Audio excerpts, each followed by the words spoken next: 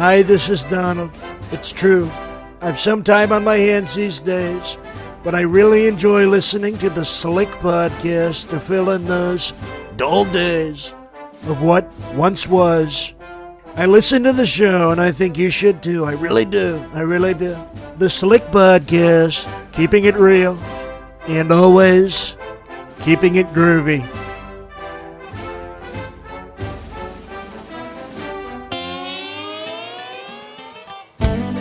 You have tuned in for a Slick podcast. I'm here to seek the truth. Live from Scotland around the UK, the one and only Slick podcast. Enjoy the show. Can I ask important questions? No matter how bizarre the truth might be. Tune in for Slick Podcast, keeping it real, keeping it groovy. Good morning, good afternoon, good evening, or a very good day to you when and wherever you're listening from. And a very warm welcome to the show. I'm your host, Simon Laurie King. Coming up on today's show, during this last 18 months, we've all come to know what the term lockdown means. And I remember the first one clearly. During those early days, panic, uncertainty, and the emphasis on complete adherence were commonplace. My point? During that first lockdown, a government minister showed his humanity by breaking those edicts and visiting his elderly parents. Shouts of hypocrite resounded from all levels of society. There were calls for his resignation, there was outrage and much fist banging by those who had set these rules, as well as many talk show hosts joining the potential witch burning, salivating at the mouth in anticipation and hope for what was to come. Paparazzi and news reporters swarmed and hounded this individual, and sadly, it reached its crescendo. But let me ask you this, where were the paparazzi and news crews at the thousands, yes, I said thousands of food banks in this country which have provided throughout these troubled times and continue to provide much needed help to those who are desperate? Where is the outrage and awkward questions? And more importantly, where are the answers? I'm assuming this subject is not sexy or glamorous enough. It's not, air quotes, celebrity or a footballer, nor is it a popular music icon. No, it certainly isn't. It's the dirty washing that's left for others to pick up. The need for emergency food aid in Western countries, make no mistake, is on the rise. Here in Britain there are hundreds of charities and organisations, if not thousands, providing the difference between eating or going hungry. And this spans all ages of people, single or with a family. I cannot possibly mention all of those good people and organisations that provide this much needed relief on the show here today. But on today's show, I'm joined by a locally based food aid charity called the First Based Agency. Its director joins us today to talk about the charity's work, locally as well as the deeply concerning outlook in the very near future regarding emergency food aid and the general availability of food for us all across Britain. So without further delay, it's my absolute pleasure to welcome Mark Franklin to the show.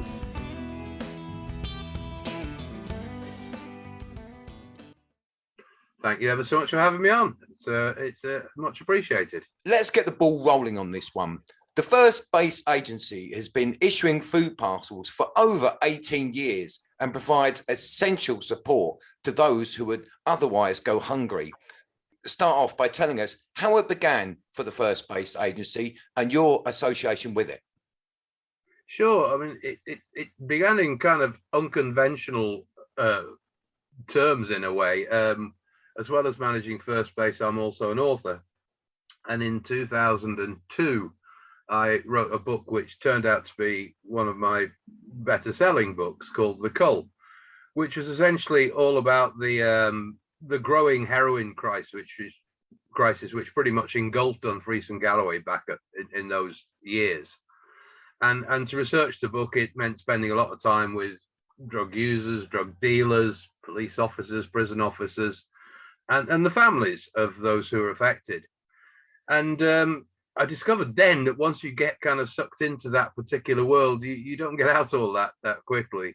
And when the book became relatively successful, myself and my partner decided we should use the proceeds of the book to open up a small charity to try and help in make a difference in what was a pretty huge crisis at the time.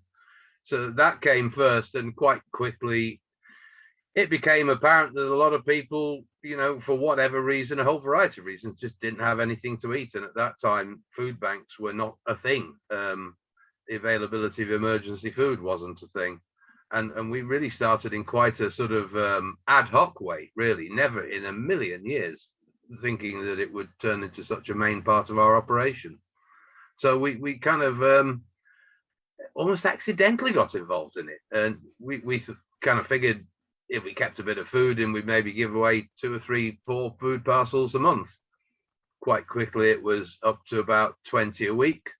We thought that would be as many as it could ever possibly get to be. And then after the financial crash, there was and the government austerity started to take a huge effect on things. It suddenly shot up again to about 150 a week.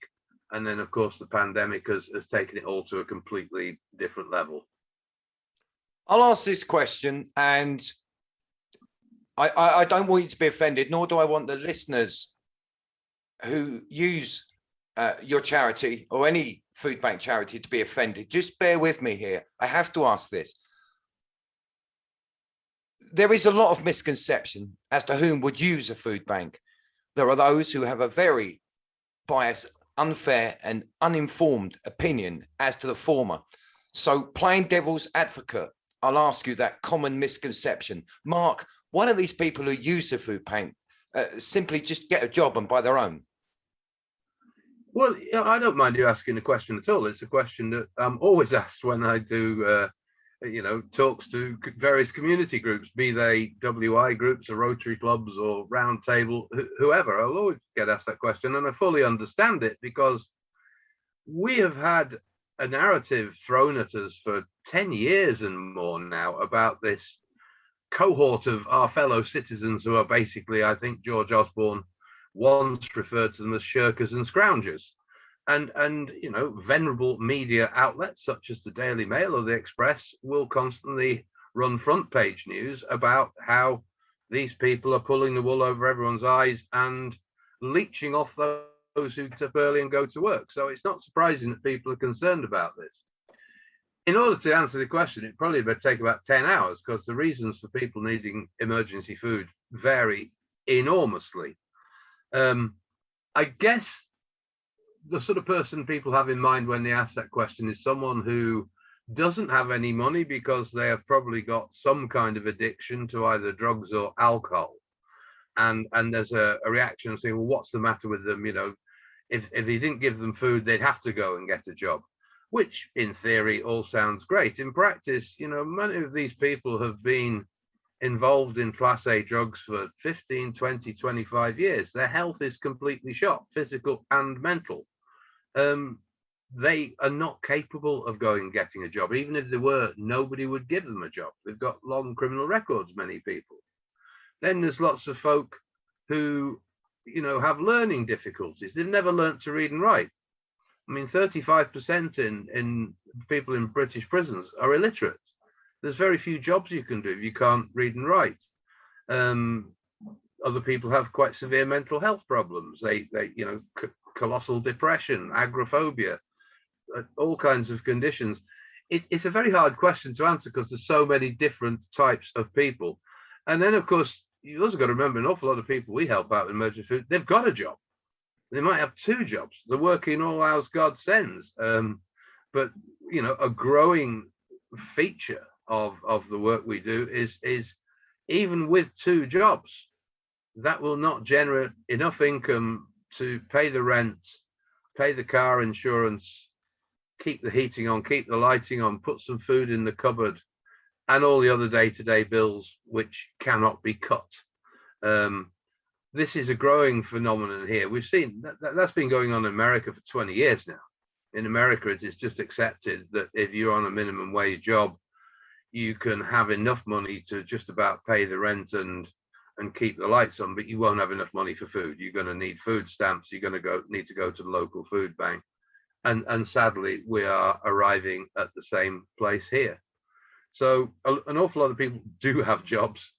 They couldn't possibly find the hours in the day to do another one. And sadly, there's an awful lot of people who, for whatever reason, there are hundreds of reasons, are incapable of doing a job. And in a way, I often refer to them as, it seems like they're almost inconvenient people. Everybody kind of wishes they weren't there, but they are. And thankfully, we don't live in a country where people will say, well, the hell with them, let them starve. But I do wonder what would happen if food banks weren't around. When you look at the amount of people who require food banks, it is scary. You know, it's before the pandemic, it was 3 million people a year. It's a heck of a lot of folk. That certainly is. And I have to reiterate to you personally, Mark, because obviously I know your time is very valuable, as is your work, that asking that question left a bitter taste in my mouth, but I had to ask it. You understand that? Yeah, and I mean, one thing I would add, and it's a question always should be asked. I mean, you know, people give us donations of both food and money in good faith, and they would be very disappointed if they felt that we were just taking it and giving it to people who had absolutely no need for it. The reality is, a couple of other things I'd mention in relation to that question is, one, when, you know, if we were, I'll talk about our pre-pandemic numbers. If we were giving out 600 food parcels in any given month, I guess maybe 4 or 5 would be going to someone who technically really could just about have managed without one. Whether I'd call them some kind of scrounger, no, I wouldn't. But always in our mind, a much, much, much bigger problem is not the 3 or 4 or 5 people out of 600 who are in that boat. It's the 3, 4, 500 who really should have come in for a food parcel, and they don't come in because of stigma. They're absolutely terrified of gossip at the counter of the spa shop or the post office. Oh, did you know that her from number 13 went to the food bank? Who'd have thought things had got so bad? That is by far a bigger problem. And it's been a very interesting byproduct, I guess you could call it, of the pandemic, is a lot of that stigma's gone away. I think everyone's realized that everyone's in a rough boat at the moment. And that's part of the reason we've gone from, you know, 600 food parcels a month to a maximum of 2,600. It's not just the impact of the pandemic, it is the stigma maybe has gone down a bit.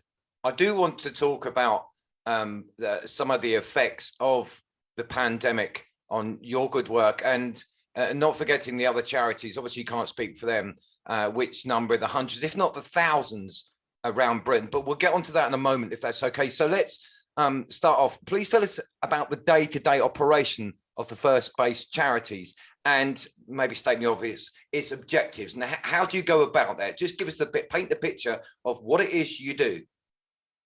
Yeah, sure. I mean, obviously, what makes our sort of work different to many of the food banks which appear in the news, which are based in the big cities, is that the geographical area we look to cover is, amazingly enough, 3,400 square miles of very, very rural countryside.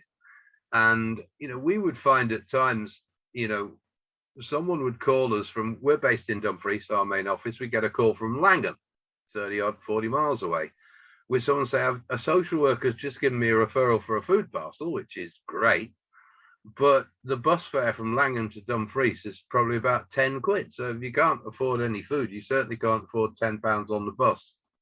So we've basically set up a network of what I call satellite points.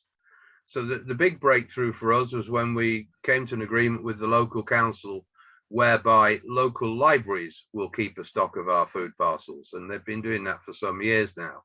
And then we work hand in glove with either volunteers or other charities who keep a stock of food parcels. And so we now have a main base in Dumfries, but we have about 12, 13, 14 different collection points right across the region where people can go and pick up food. And then if someone, for whatever reason, usually health reasons, or can't get to anywhere to pick up food, then there's a network of volunteers who will deliver it. And the objective is really pretty simple, is that, you know, one, people have got to know who we are, where we are, and what we do. they've got to know, and we try hard to let them know, that it's a low bar. We don't means test. We will not get involved in debates about who is the deserving poor and who's the undeserving poor. We're fully aware what it takes for someone to have to turn up to someone like us, say, look, I'm really struggling. I've got no money. I can't feed myself and my family. It's a horrible situation, chronically embarrassing for people. So we try and make it a low bar, and to know that if they get in contact with us, hook or by crook, within 24 hours, they'll have something to eat. And what we will deliver them is a food parcel, which is good for about half a week's worth of food. And we don't ration them. We don't say 3 strikes and you're out, which sometimes is done. I think that's ridiculous. We will help someone out with emergency food for as long as they need it. And are you finding local support in local business? I mean, I've deliberately reached out to you because obviously I'm local to this area. Are you finding local support by local business, or are they tending to brush you off? And again, I'm being devil's advocate. So are they going to brush you off, or are they helping you? Oh no, we've for years now had just phenomenal support from all kinds of areas of the local community. Businesses, absolutely. We have had great support from various food businesses, from Brown Brothers in Kellerholm, where we get sliced ham from them. We get biscuits from Irving's over in Castle Douglas. Just fantastic pies and bread rolls from the little bakery in Dumfries. So yes, we've had terrific support from food businesses. There are many businesses who give us a donation once a month, as well as then you've got community groups or churches have always given us great support, where they'll collect food after a Sunday service. There are many offices who have collection boxes which they will bring in, and coupled with just the individual members of the public who will turn up and donate us food. So yeah, without the overwhelming local support of the local community, doing what we do would be quite impossible. And I always think the main job of a food bank, it's almost like, on any given day in any given town, there is somebody who has watched something on the news or read something in the papers and has become aware of the chronic poverty their fellow citizens are going through. And when you have interventions like Marcus Rashford, that makes that particularly pertinent. And they think, I'd quite like to help on that. So they might, in theory, they might think, I've got a tin of beans. I'd quite like to give a tin of beans to someone who's got nothing to eat. That's not that easy. If you just went walking around the streets trying to make that happen, you can't. But within a mile of person A, person B is sat in the house with nothing to eat. And the job of a food bank is to essentially provide a pipeline between the two. Person A can give that tin of beans to us, and person B knows the place to go for a tin of beans is us. And so we make that connection and enable the community to essentially support itself. So I have to mention the elephant in the room, COVID, and the past 18 months or so of the lockdowns. And how did they affect the charity's work? And I'm going to ask, and did the government step up to the plate, or were you left adrift? Because obviously the whole world really went to hell in a handbasket. And I think probably one of the last things I would have thought the local councils would have thought, and I'm not, this is tongue in cheek, it's not trying to slander any organization. So did they continue to help you, or were you basically just left adrift? Well, I mean, going back to that first day in March when the first lockdown snapped into place, so to speak, I mean, running through things one by one, the first thing which was very, very apparent, we talked with various volunteers and said, look, guys, what do you want to do? We really didn't want to close. It seemed really quite ridiculous for any frontline charity. This was the moment of truth. This was when there was a genuine disaster to try and deal with, and it was first thing I would say, every one of the volunteers said, no chance, we're not closing. That's not why we're involved in this. Once we decided we were staying open, we thought, God, we're going to need a big van, and managed to hire the last van out of Arnold Clark's in their Dumfries branch at a ridiculously generous price, which they gave us, and kept that price for 14 months, which was pretty amazing. But then the sort of immediate challenge was just massive in that our food was coming from two places, essentially. One, as I mentioned earlier, lots and lots of collection points, 40 churches, probably 20 offices, and all of a sudden they're all closed. So that source of food, 50 grams worth of food a year, would come in through that pipeline, if you like. That was gone. And we would be spending £600 to £700 a week with the supermarkets for delivered food. And all of a sudden, the supermarkets were rationing everything. And so you couldn't buy 200 tins of beans anymore. You could only buy 3. So we had to completely reinvent the way we did everything. And the only answer for us was essentially to get everything from local suppliers, which is we had to sort of build these relationships with, we started buying eggs, as I said, with pies, bread rolls, sliced ham, biscuits, potatoes. We started giving a very different food parcel. And of course, our distribution network had been severely damaged because we had food in 14 libraries. All of a sudden, 14 libraries were closed. And so we had to very quickly establish new relationships with other small frontline charities who'd also decided, now we're not closing down, we've got to stay open by hook or by crook, make sure everyone's got something to eat. And, almost everything in those early days, when you're looking at what was possible, where is it physically possible to lay your hands on enough food to give out to people, you needed money.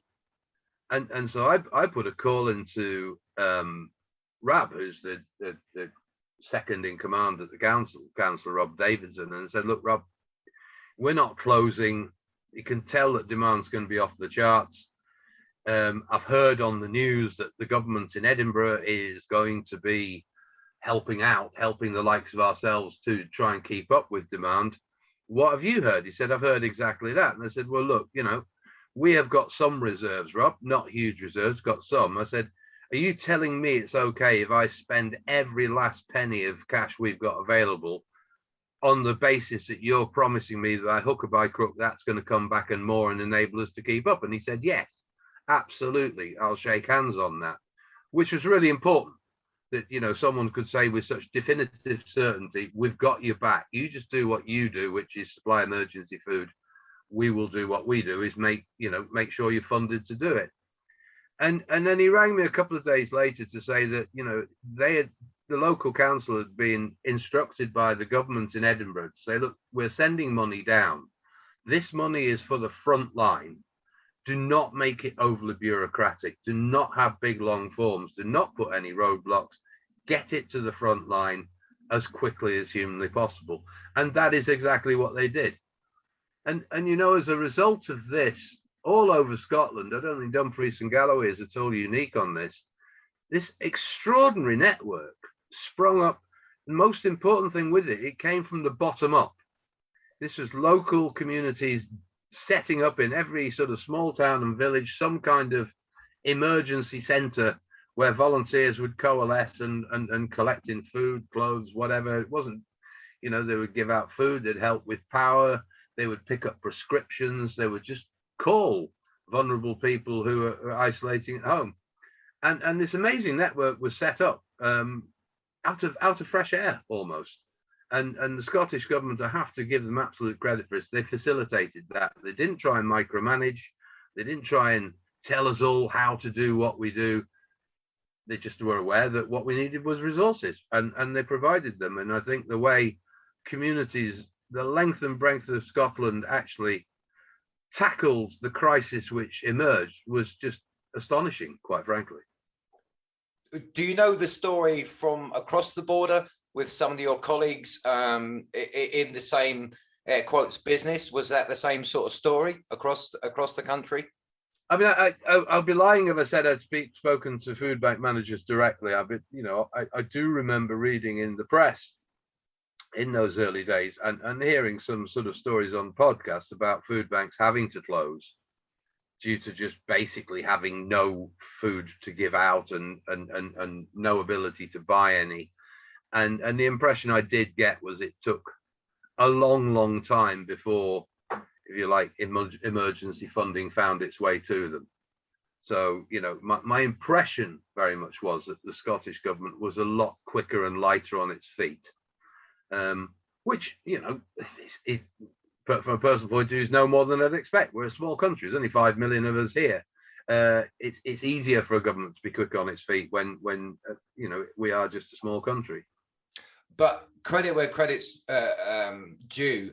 They stepped up to the plate and they did the right thing. And by you saying not tying it up in bureaucracy and them setting the bar and saying, get this out, that is definitely credit where credit's due. So moving on, when a government minister, now I don't follow the news, I haven't got a television, and probably my listeners are really bored me to keep saying that, but when they do on occasion bang their fists and say, this is a disgrace, we have to have food banks here. I know you have a pretty much unique opinion on that one, so tell me about that. Yeah, it annoys me absolutely intensely because, you know, in it very simplistically, in my opinion, we are not a disgrace. But I do understand that they don't call food banks disgraceful. They will then go and say what we must work towards is living in a society where no one needs a food bank. Well, yes, and it'd be nice to have peace in the Middle East and a cure for cancer.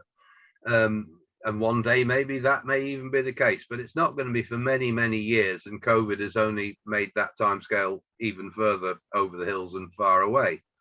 In the meantime, you know, over the last 10 years since the great financial crash, the food banks have become the last strand of the welfare state. We are the, you know, one of the last remaining bits of the safety net. And rather than saying it's a disgrace that we have to be there, they actually should thank their lucky stars that we are, and are able, you know, every year to help out 3 or 4 million people, however many it would be, who have got nothing to eat.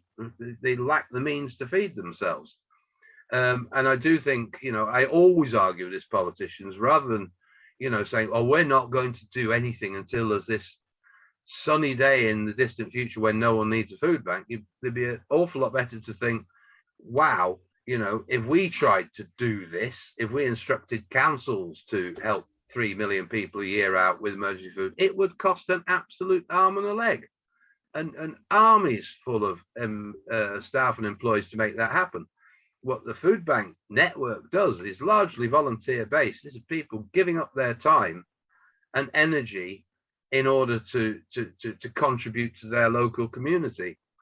And I also think the solution used to be, if we go back 25 years, if someone's on their absolute uppers and couldn't feed the kids, they would have to present themselves at some government office within the Department of Social Security and be means tested within an inch of their lives in a very humiliating and demeaning way in order to be presented with a tenner voucher.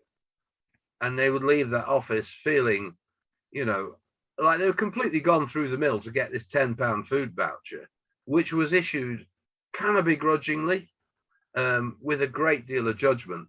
Why is it so much worse when they can come to the likes of ourselves with volunteers who are going to interact with them in a human way, who are there because they want to help out, because they kind of figure this is a person who's going through a really lousy, stinking, rotten time, and can go away with a bag of food, which isn't just a bag of food, it's also one which they know that people in their community have been sufficiently bothered to donate.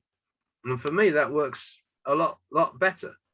So this disgrace of food banks things, I must say, does annoy me a great deal when I hear, but it's just become an instinctive soundbite, nothing more than that. Yeah, I would totally agree with that. I mean, I think that the need, not the food banks, and certainly not all the wonderful people, including yourself, and all the people who exercise the very meaning of the word charity, is not a disgrace. I'll make that one clear. But the society, the planet that we could send, let's say, a satellite, if that's actually a thing, to Mars, and this, that, and the other, costing it $2 billion a time, and there are still people going cap in hand hungry. That, Mark, that is what I would call a disgrace. So moving on, timing is everything. Hopefully it's for the greater good, and sometimes it opens the doors of chaos. Absolute. My question is simple. Forgetting the political and focusing on the near future of food availability for us in the UK, is Brexit, in your opinion, going to prove to be harder on your essential work here, or will it bring a much needed relief to First Base and the other food distribution charities across Britain? Well, it's very hard. I'll be upfront. I was anything but in favour of Brexit. I certainly voted Remain and would do so again. The nuts and bolts of it, it's extremely difficult to see how on earth it's going to make things any better. It's becoming increasingly clear that importing and exporting food is not easy. It's putting huge strain on supply chains. I mean, it's now very much becoming a feature on the news as how the supermarket shelves are beginning to empty out. And in the end, pure economics will always kick in. The shorter supply of anything will drive prices up. And that is happening. I don't know whether the food inflation we're seeing at the moment is down to Brexit or supermarket pricing or the pandemic, but whatever it is, they are very severe, particularly in what I would call the value range end of the market. When we buy in food from the supermarkets, we don't buy Heinz. We can't afford to. We need bulk food. It's emergency food. And the last delivery we got before the lockdown in March 2020, a tin of value spaghetti was 13 pence. That same tin today costs 35p. Now, I'm not the best at maths, but that's a 300% price increase. And what happened in the early days of the pandemic when, remember, shelves really did go bare when there was the great toilet roll drama, the government, maybe in a touch of panic, waived all the cartel laws, which mean that the supermarkets are not allowed to meet with each other and fix prices in order to make sure food stayed on the shelves, which, to give them full credit, it did. We never did run out of food, even at the peak of the lockdown. But I think the opportunity was at that point taken where they said to each other, look, we've been killing ourselves for years with what they call their lost leaders, things like, the value baked beans or similar items where they would vie with each other to see who could be cheapest, and say, look, we don't need to do that now. And a lot of those type of products suddenly, well, not all of them disappeared, but if they didn't disappear, they went up significantly in price. And, there are an awful lot of families where the incomings for years have been barely enough to cover the outgoings, who would have no option but to shop in that particular range. And for a family who would be able to go and buy from a value range, maybe before the pandemic, 25 quid would have filled a basket. That same basket now, I wouldn't be surprised, is somewhere between 40 and 50. That extra £100 a month, they just haven't got it. And I think then when you add Brexit in, when the supply chains are struggling so badly, the haulage industry, your industry, I mean, this is getting well documented. This desperate shortage of HGV drivers means that there are wagons now which will bring a load of fruit and veg from the continent, but whereas they used to then load up with something from Britain to export to back to the continent, the haulers don't want to take that load because it might mean that the lorry's going to get tied up for 3 or 4 days at the port. Literally doubles the price of the haulage. You double the price of the haulage, it's going to have to wind up in being paid for by the consumer. So I do think there is such a cluster of different issues which are forcing the price of food up. And we've already know, I mean, Ofcom a couple of weeks ago announced that they've given the green light to the power companies for a record price increase in the autumn for gas and electric.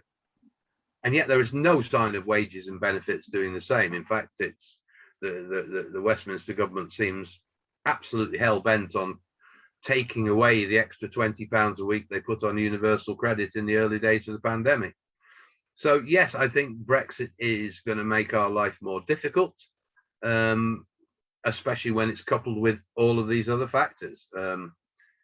And really, I must admit, my personal massive concern at the moment doesn't seem to be on the news much, but it is an accepted fact that right now Britain has more COVID cases than the rest of Europe put together, which means that we are in every sense a plague island. What would happen if the other countries in Europe thought we really don't want that Delta variant, which is flying through Britain at such a rate? We're going to stop trucks going across the channel, because that could be, they could look at lorry drivers returning back from delivering to the UK as potential carriers to bring this Delta variant back into Europe. If that happened, then all bets are off. I think everything about the food supply chain at the moment is concerning, and I've even forgotten to mention the stuff we do actually grow here, the Brussels sprouts and the courgettes and the strawberries and the raspberries. Half of them are rotting in the field because there's no one to pick them. So, if there's no one to pick them, they're not going to appear on the shelves. We're not going to eat them. And so I just think, yes, Brexit is in no way, shape or form going to be any kind of help to food banks. So you and I talked during the week, and I thought I knew about the subject, but it turns out I knew nothing. And we touched briefly on what you've just said, and you coined the phrase, or you said, basically, to paraphrase, Simon, this is the perfect storm and it's coming. That's right, isn't it? It's how it feels, I have to say. It does really, when, and I suppose the final threat, which we've not just seen yet, of course, is something we've not seen in this country for 50 years. We've forgotten what it looks like. I'm of an age where I can just about remember. It's called inflation. And of course, one thing which we're more than aware of is that in the last 18 months, the government has basically printed £500 billion worth of money. It's all very nice printing money, and they don't call it money printing anymore. They call it quantitative easing. As a way to, I don't know, pretend they're not printing money. But the trouble is, the more money you print, the less it's worth. The rest of the world does realize what you're doing. So, the amount of dollars or euros you can buy for £1 will keep going down. But of course, if you want to buy imported food, you've got to buy the dollars or the euros first, then you buy the food. Again, once that happens, you get inflation. We're already seeing it with food. We're beginning to see it with power. And if wages don't go up, then yeah, you're going to see more and more and more people sucked into that position. When it's the 21st of the month, there is no money left. There's no overdraft left. There's nothing left on the credit cards. Mum and dad can't lend anymore. I'm going to have to go to the food bank, and people who never in a million years would have thought they'd have to come to a food bank, all of a sudden find it's here. That day has come, and it's of great concern. It's very hard to sort of plan ahead when things could go so much worse so quickly. And you guys as well have to find the food amongst this oncoming perfect storm. I mean, it's bad enough at the moment, and I'm not trying to be a scaremonger, but I just want to get this point out there to everybody that the First Base Agency and other food banks, whether they be from churches, Salvation Army, independent or national, they all still have to find the food. And if prices are going up, that chance of finding that food dwindles day by day. That's right as well, isn't it? Yeah, essentially. We, as I mentioned before, we get a lot of food donated, but we also have to buy a lot of food. We've only got so much money. If the prices go up, it'll buy you less food for the same amount of money. If there's more demand, can you find more money to buy more food? I mean, it all puts a strain on. There's no question at all about that. And it does take an awful lot of keeping up with. What the pandemic has proved, and I really hope this is a lesson that's being learned comprehensively by national governments, is that if you give the food bank network of this country the resources, it can keep up with just about anything, even under the most trying of circumstances. And so I'm biased, but I'd say we're a very, very good home for public money that way. And in terms of value, because there's so many volunteers involved, they couldn't dream of doing what we do for it. It costs 4, 5, 6, 7 times as much. So if a real crisis like this emerges, then we're going to be looking again to the government. For first base, it's the government in Edinburgh and saying, look, you're going to have to step in here. You're going to have to help us out. And I very much hope the answer will once again be yes, if things get really bad. How many people, a good guesstimate, probably an unfair question, but roughly, let's just say in Scotland, how many people would you think use a food bank? There is a point to this question. Well, I guess, taking the pandemic out of the equation, just looking at first base in a normal year when we would give out 6,000 food parcels across an area containing 100,000 people. And so I guess if you put the other food banks in, maybe a total of 10,000 overall in that area. So you could say that's 10% of the population. So I would say in Scotland, you're probably looking at 500,000 to 600,000 people a year. But of course, a lot of those will be going multiple times to the food bank. So I don't know, if I had to really guess, I'd say in Scotland, out of 5 million people, maybe 2 to 250,000 would be my best guess. And that's a lot of people. If this perfect, I'm not trying to be scaremongering. I'm just saying what I'm thinking now. I'm sharing my thoughts. That's a lot of people. If this perfect storm does come to fruition, that's a lot of people to go hungry, a lot of desperate people. So I know for a fact that the First Base Agency, as you've stated, turns nobody away seeking a food parcel. And you help all those that ask for that much needed relief. There is a story that you related to me off air when we spoke earlier during the week. It's a story that inspires hope, but also highlights the position that some local authorities and help organisations find themselves in. I'm talking of the boy who went home for Christmas. Could you relate that story, please? Yeah, this would have been from, I guess, 3 or 4 years ago, something like that. It was Christmas Eve. We were going to be closing that day, obviously, for the holidays. And a social worker came in and said, I wonder if you could help us with food for a client. And in a nutshell, it was a family who one of their children had been born with, a serious illness, which meant that, the baby had never left the hospital, had been on very complicated life support. But the hospital were determined that they would move a life support machine from the hospital to the family home in Dumfries, so that baby could go home and have its first Christmas at home with the family. And that, was all going fine. The equipment had been moved.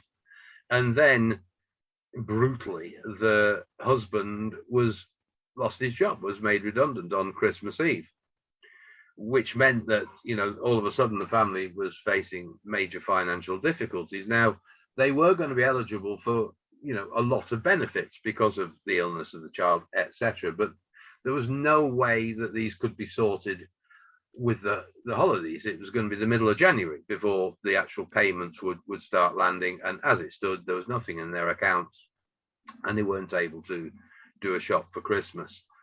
And I said, well, that's fine. That's absolutely no problem. That's what we're here for. We can absolutely categorically make sure that this family has got plenty to eat until the benefits kick in January. But I said, I do need to ask, though, there's another question, isn't there? I said, how much money have they got on the meter? And the social worker said, well, this is the other nightmarish problem. They've only got £6 on the meter. And obviously, if the meter runs out, the power goes off and the life support machine goes off, then it would not be a happy ending at all. Now, there was no fools there. Everyone knew that could not be allowed to happen.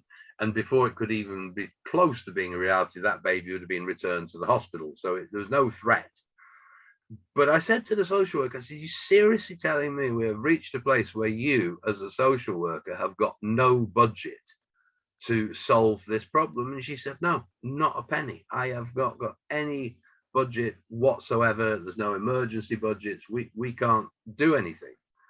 And we couldn't either. I said, let me make a couple of calls. So I rang the local Church of Scotland minister for the area of town where the family stayed, and I told him this story, and he said, look, do you have a budget? And he said, no, they've taken it off us. We haven't got a budget either. And he said, God, Mark, he said, well, look, since it's Christmas, I'm going to change the habits of a lifetime. I'm going to make a call to my oppo at the Catholic Church. Said, because I'm pretty sure they do have a budget. And he was right, they did. And within an hour, someone from the local Catholic Church got round and stuck 100 quid on the meter, and the baby got home for Christmas. And one way or another, the community managed to work it out. But that really said to me, I mean, you know, you watch the news and you hear about austerity and cuts and the fact that the welfare state is not what it was. But I thought, you know, if you haven't even got a budget for a situation like that, that actually demonstrates to me there is barely a safety net left. And I found that personally really quite scary, that is how far, you know, and I think we found in the pandemic an awful lot of people who had probably been very dismissive would have taken that, if you like, tabloid view towards the welfare state and benefits which people received, suddenly needing to use the welfare state themselves and then finding it a real shock to the system, thinking, really, is that it? How am I supposed to live on this? And of course, the answer to that question is you can't. And you're going to have to then be seeking help from the likes of food banks. That is worrying, but an inspiring story as well. But yes, very, very worrying. So my next question is, again, unfair, but if I could place you in a position that enabled you to call the shots, I mean, totally, as it were, no magic wand, just how, you know, Mark's world, how would you turn back this terrifying tsunami of upcoming food and energy shortages? I think, you know, if you're onto kind of big picture stuff, yep. I think there are areas where, I mean, I think, you know, in a way, the world is reaching a bit of a tipping point. I think the climate change is going to force us to that. A mixture of, you know, climate change, robotics, the sort of explosion of technology. You know, we will not be able to order society in the way we've done for the last couple of 100 years. You know, some things are going to have to change in a big way. Hardly any job is going to be safe from being taken over by some sort of machine. It's just going to happen. So, I mean, the things which I think could turn into a really good thing is there is every possibility now using various new technologies for producing energy, geothermal or heat pumps or a whole range of things, whereby, you know, whole areas of towns could be supplied with heating free of charge forever. If there is a major investment put in to provide the infrastructure to deliver that heating. If you took the onus of having to pay to keep yourself warm in the winter away, that gives people some more disposable income. I think that it's obvious that political parties are frantic and desperate not to go down the route of universal basic income, but I think they're going to be forced to. And I think the day we do it, everyone will think, why didn't we do this years ago? And obviously that concept of everyone from the day they are born getting a certain amount of money per week, which is enough to keep a roof over your head and the cupboards filled with some food, would make a profound difference to the society, especially when less and less and less people are physically going to be able to get a job, because there's really not going to be that many jobs for people to do once mechanization really accelerates. So I think those two factors, you know, could make a huge difference. In going forward, things which could happen, I wonder whether they will, if people suddenly find, you know, the working week's probably going to start shrinking down to 1 or 2 days a week as mechanization kicks in. You know, I found it very interesting. A couple of times I visited Poland, where every single town is just ringed with allotments, every single one of which has got some sort of hut on it. People spend an awful lot of time there. They spend a lot of leisure time there. They'll have barbecues, they'll telly rigged up to watch the football. But in your average Polish household, 45% of the food they eat each year comes from their own allotment. and that gives them a hell of a, a safety valve, so to speak. That if time gets hard, they've actually got food in the ground out there, or food in store out there.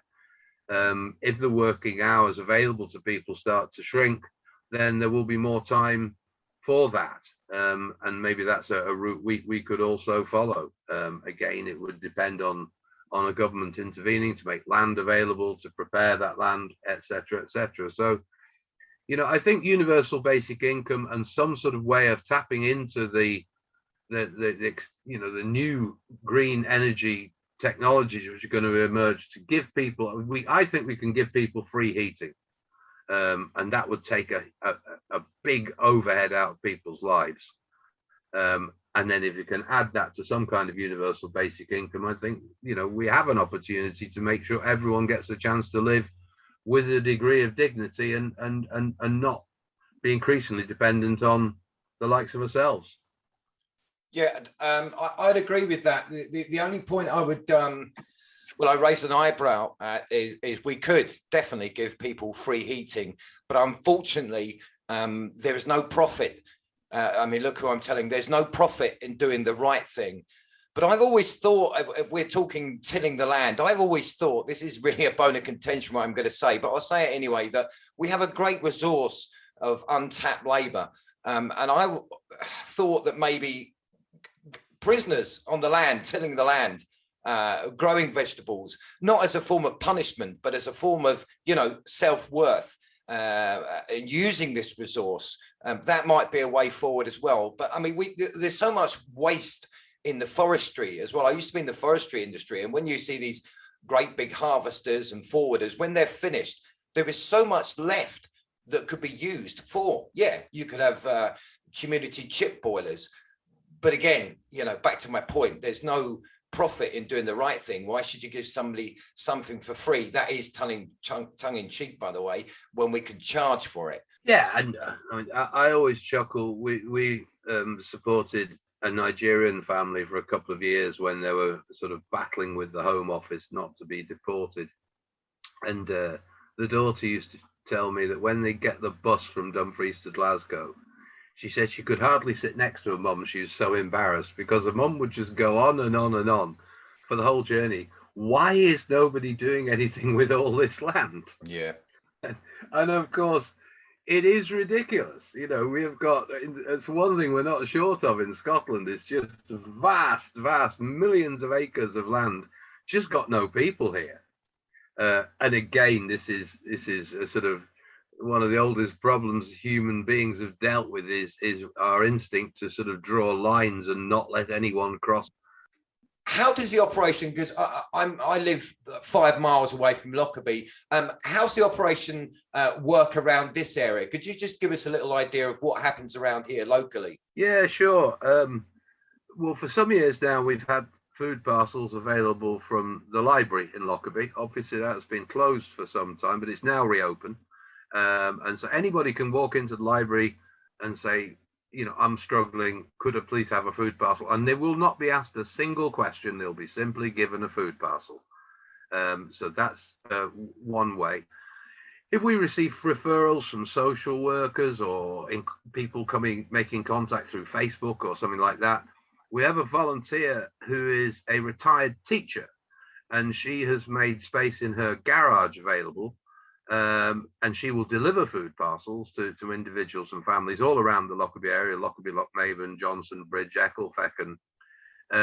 For the sort of dried food in that, she has all the food which goes through the Tesco's collection bin in Lockerbie, which is a lot. The people are amazingly generous. And then for things like pies and frozen soup, frozen rice pudding, bread rolls, we deliver and into freezers, which she has in her garage. And between the two outlets, it does work really, really well. And she's great. And she's just a really good person, huge heart. Been a school teacher for 40 years before retiring. And it works exceptionally well. So I'm delighted to report that the Lockerbie area is very well covered indeed by First Base. Could you, before we wrap up, Mark, could you just give a shout out to the companies that donate very generously, donate food to you. I hope they don't mind, but I insist that they're mentioned. Yes, if you don't mind, just name the companies, please, again.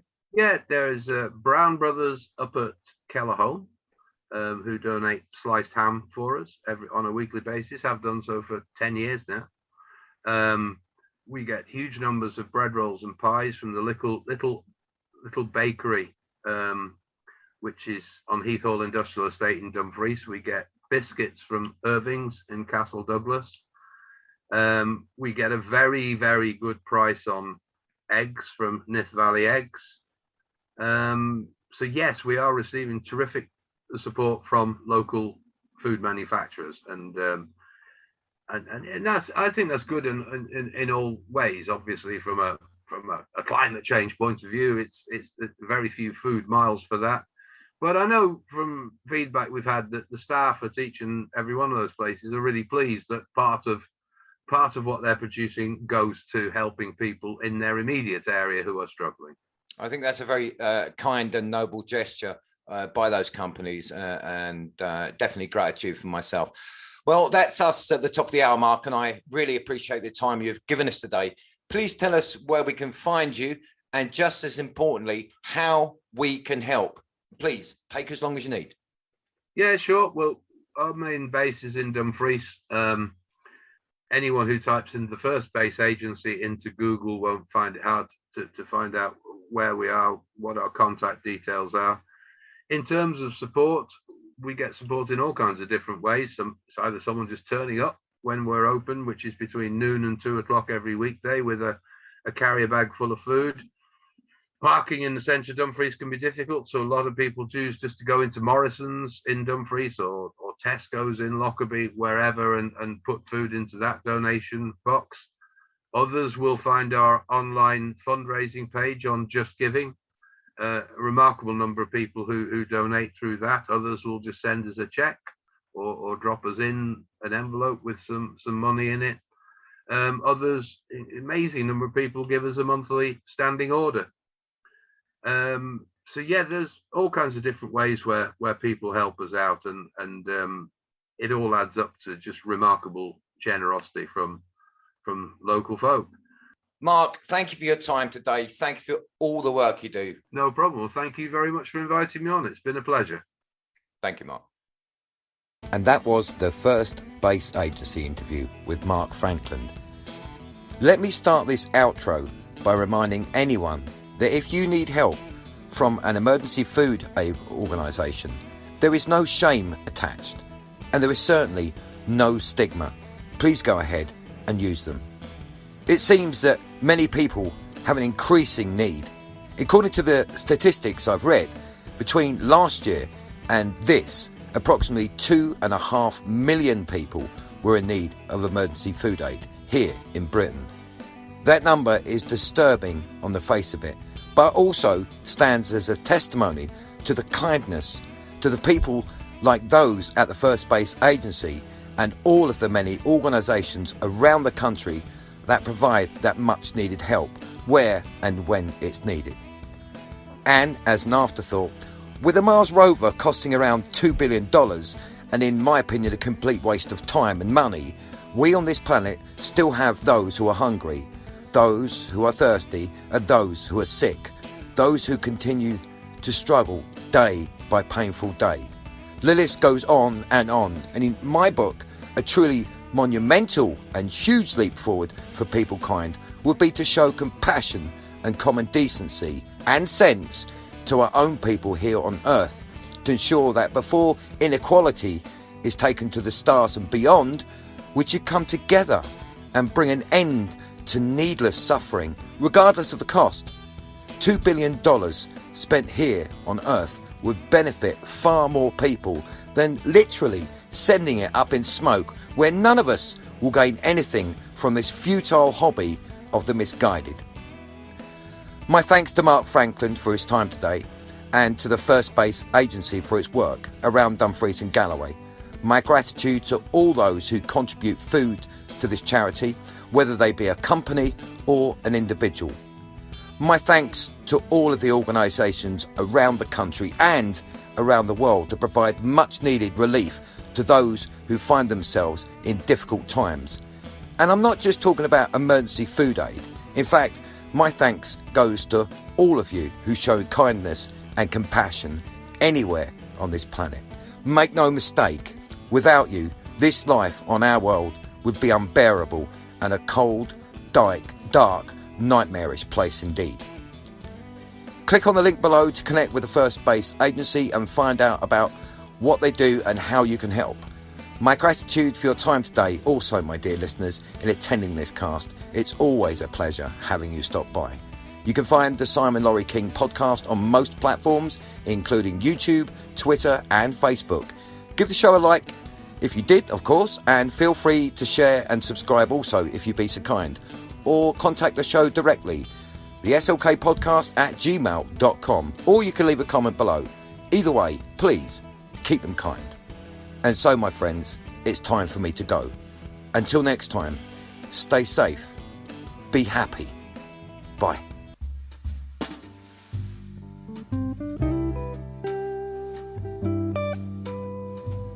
Slick Podcast. Keeping it real. And always keeping it groovy.